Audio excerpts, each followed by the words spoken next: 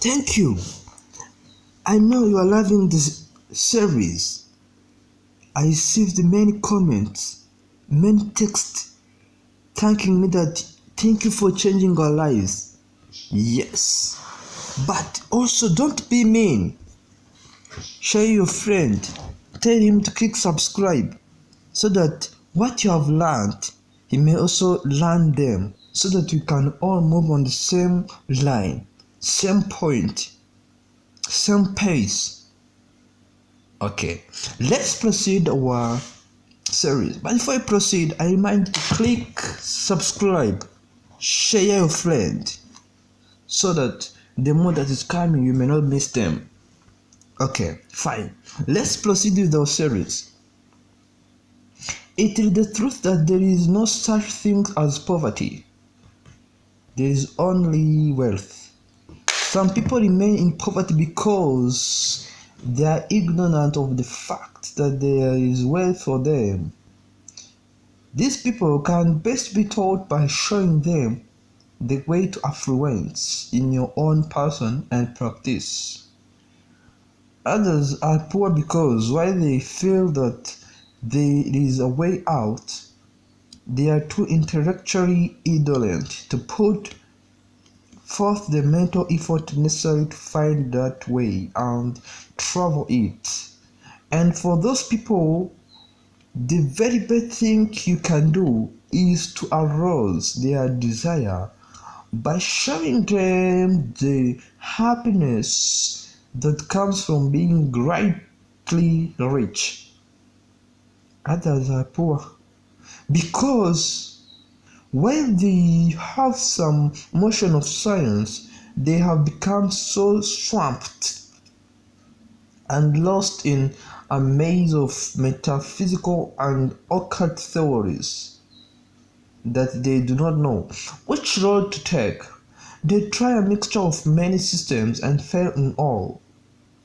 For this again, the very best thing to do is to show them the right way in your own person and practice, and acts of their things is worth a pound of theorizing.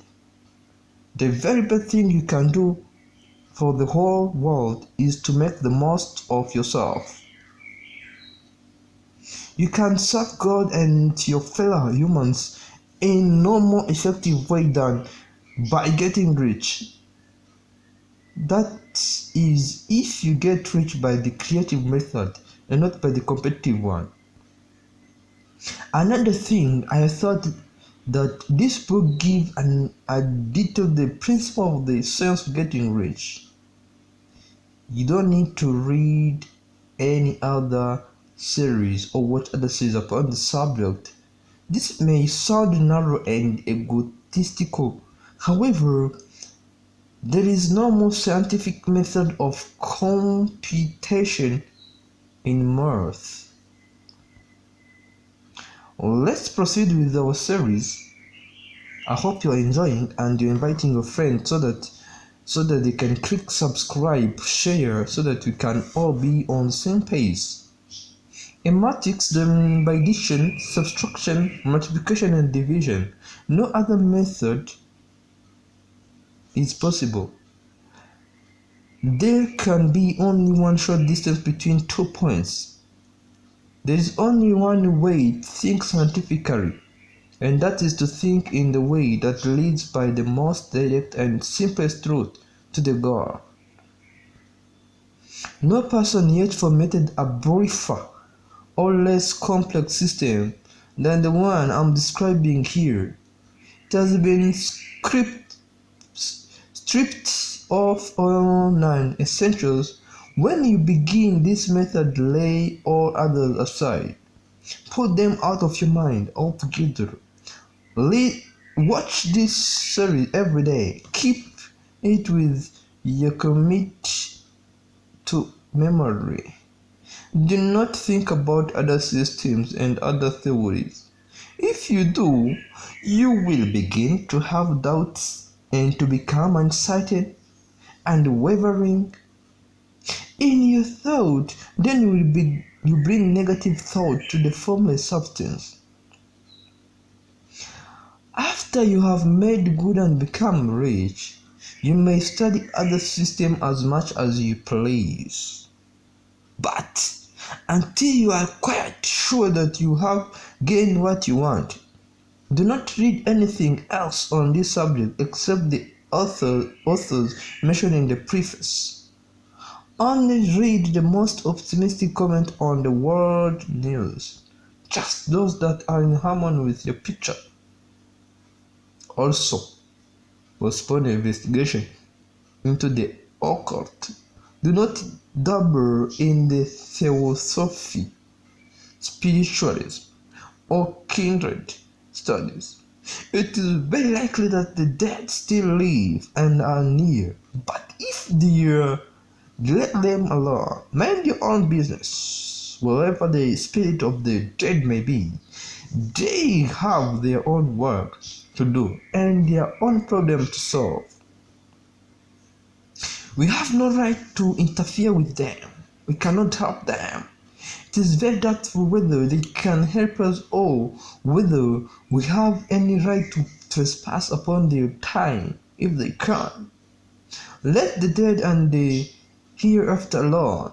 Solve your own problem. Get rich. If you begin to mix with the occult, you will start mental cross currents, which will surely bring you hopes to shipwreck. Lastly, this and the preceding chapters have brought us to the following statement of basic facts. There is a thinking stuff from which all things are made, and which in its original state permits, penetrates, and fills the interspaces of the universe. Although in this substance produces the things that is imagined by the thought, a person can form things in his thought, and by placing his thoughts upon a former substance can cause the things he thinks about to be created.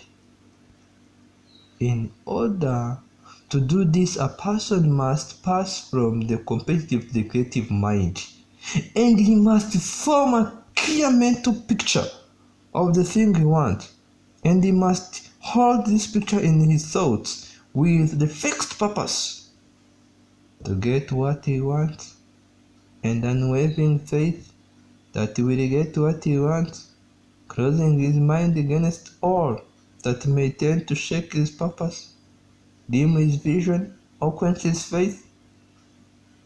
And in addition to all this, we shall now see that we must live and act in a certain way. Well, thank you so much for watching this wonderful, beautiful series that was prepared by Musisi Nyarwanda MK. I hope you enjoyed.